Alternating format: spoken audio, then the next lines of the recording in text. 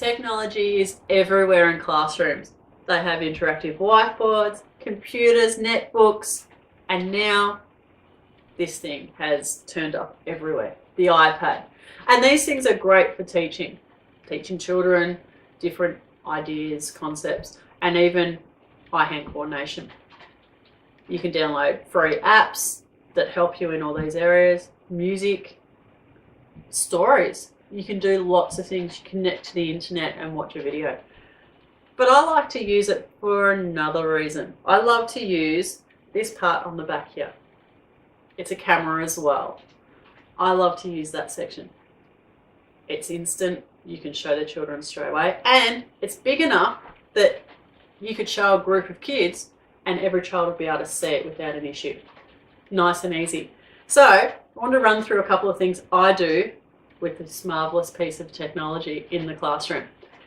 I take pictures of the kids' work in one section of the day. And instead of calling their names out or giving them a wink to see if they're watching, to let them go to lunch, play, next class, home, I show each child's piece of work and see if that child can recognize their work. And when they do, and it is their work, they can head off. So it's about showing and sharing. See if they're on top of things.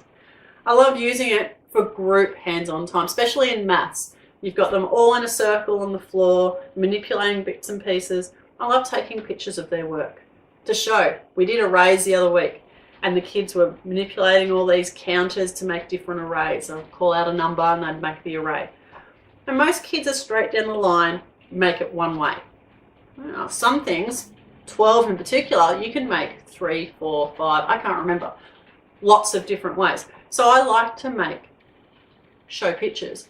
I'll take pictures of the kids' work so that other kids can see. It's not easy always seeing around the room, and when you're stuck and you can't do it, you sort of give them a little indicator. Hey, this is one way you could do it. Can you think of another way?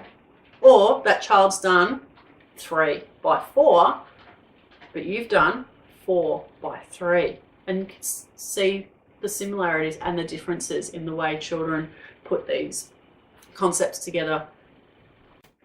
Literacy intervention, where children struggle with their reading, to make words, to spell them or write them, letter writing. So I use it to take pictures of their work. And this little boy that I had struggled to spell words. And I used my pegs, like in a previous video, to manipulate to make high frequency words. And he struggled to have the word the correct way. It was always backwards. So I would take a picture of it, of his pegs, of his word, and I'd show him, this is what it looks like to me. Is it correct? What is wrong? All those different questions. And it's, one of those things where the light globe comes on. Oh, I know what's wrong. I have the word, but it's backwards. And he's able to correct it. And I'll take another picture and we can flip between the two pictures to see where he's right and where he's wrong, and he's able to pick those differences. It's a great learning tool in that respect.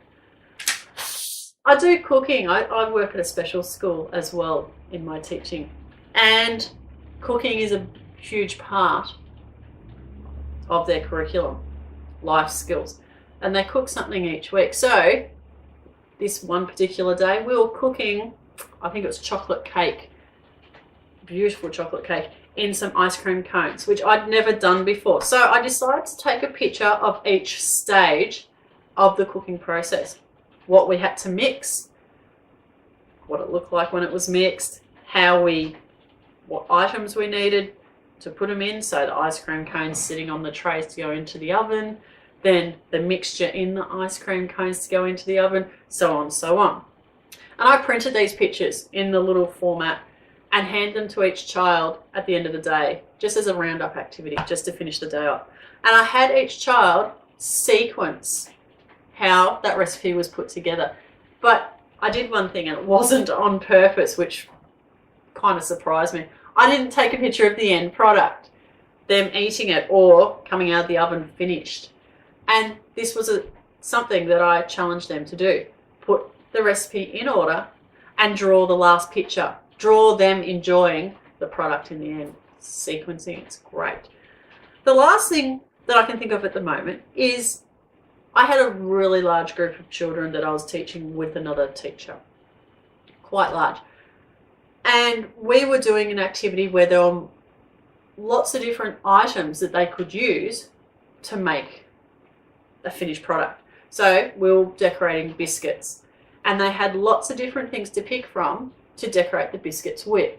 And instead of holding up each bowl or container and spilling them and having, 6 things nursing on my knee, I was able to take pictures of each and show the children what they were able to use and what the variety was. And not only that, but as questions came in, I was able to flip back through the pictures to the item that child was asking about. It's also, you can make them bigger, so the children can actually see them. It's not just a Jaffa. They can actually see the Jaffa is quite large and there's lots of them and they're red.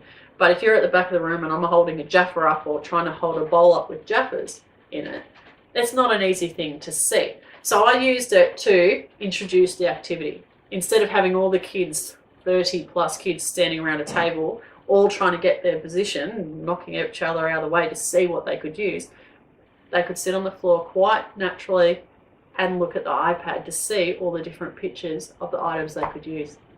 So they're just a couple of ways to use an iPad. It's a couple of ways I use in an iPad.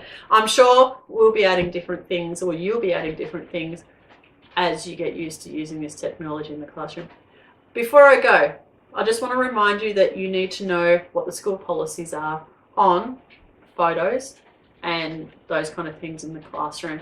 And if the school isn't happy with you to have those photos, then make sure you get rid of them before you leave the school, the class.